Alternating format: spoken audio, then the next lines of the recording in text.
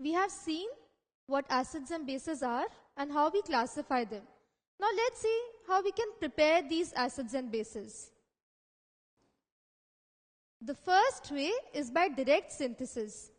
So if you have to prepare HCl, that is hydrochloric acid, we take hydrogen gas and chlorine gas. So by the direct combination of the two, we can form HCl. Similarly, we can prepare the other acids by direct synthesis. So for HBr, we take hydrogen and bromine. For H2S, we take hydrogen and sulfur. So we can prepare the acids by direct synthesis. Similarly, we can also prepare the bases by direct synthesis. So if you have to prepare sodium oxide, we take sodium and oxygen gas. So by the direct combination of the two, we get sodium oxide. Similarly, for magnesium oxide, we take magnesium and oxygen. So the direct combination of the two gives us the base magnesium oxide. The other way to prepare the acids is by the displacement reaction. So if we take NaCl, which is a salt, we make it react with an acid H2SO4.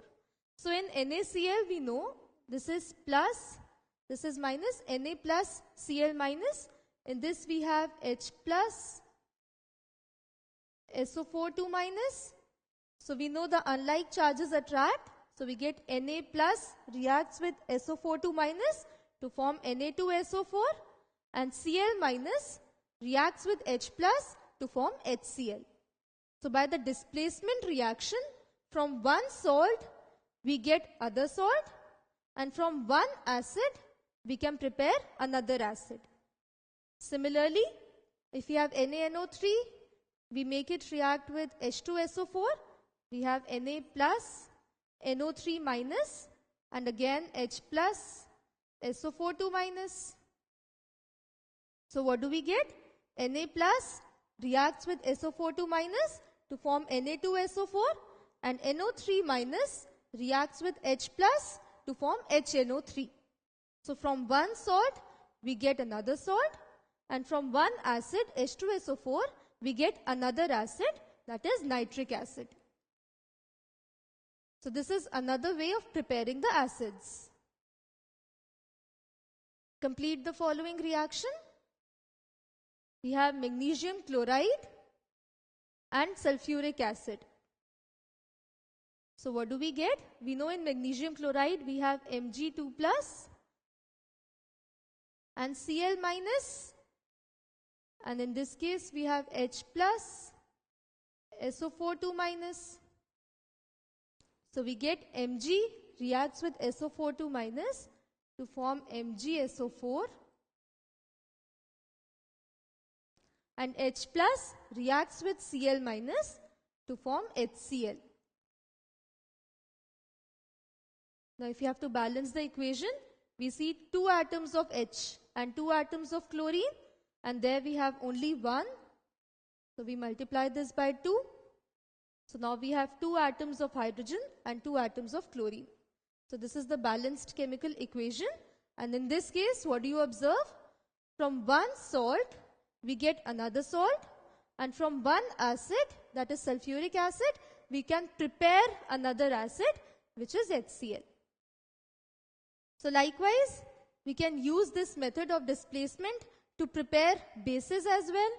So if we have a salt, FeCl3, we make it react with NaOH, which is a base. What do we get? By the simple displacement reaction, this is plus, this is minus, this is plus, this is minus. So we get displacement reaction. Fe reacts with OH to form FeOH3, and Na reacts with Cl to form NaCl. Now let's balance the equation.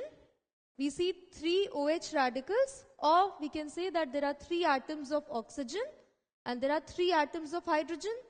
So in this case, we multiply this by 3, and now we have 3 atoms of sodium. So let's multiply this by 3. Now there are 3 atoms of chlorine. In this case, we have 3 atoms of chlorine, so the equation is balanced. And what do you observe? We had 1 salt and 1 base. When we make them react, we get another base and another salt. So from 1 salt and a base, by the displacement reaction, we get another base and another salt. Similarly, if we take the next reaction, we have copper sulfate and NaOH. So we get this and this displacement. So we get copper hydroxide and we get Na2SO4.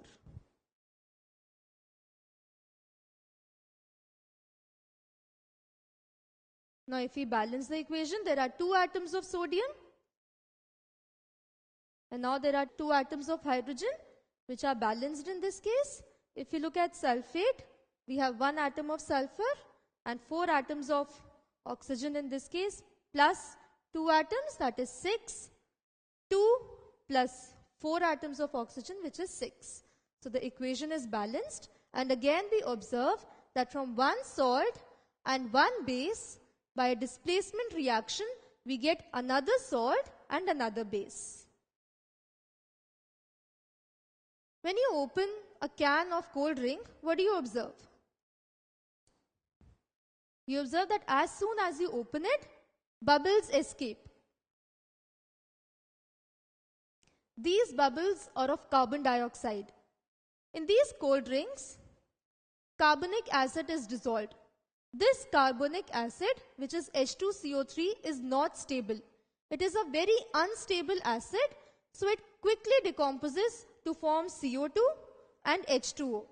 So as soon as you open the bottle of cold drink or a can of cold drink, you see the bubbles of CO2 escaping. This is because carbonic acid is a very unstable acid. It quickly decomposes to form carbon dioxide and water. So if we take a reaction of magnesium carbonate reacting with sulfuric acid, we have 1 salt, 1 acid. When they combine, they give another salt, that is MgSO4 and carbonic acid. We know that carbonic acid is a very unstable acid. It forms CO2 plus H2O.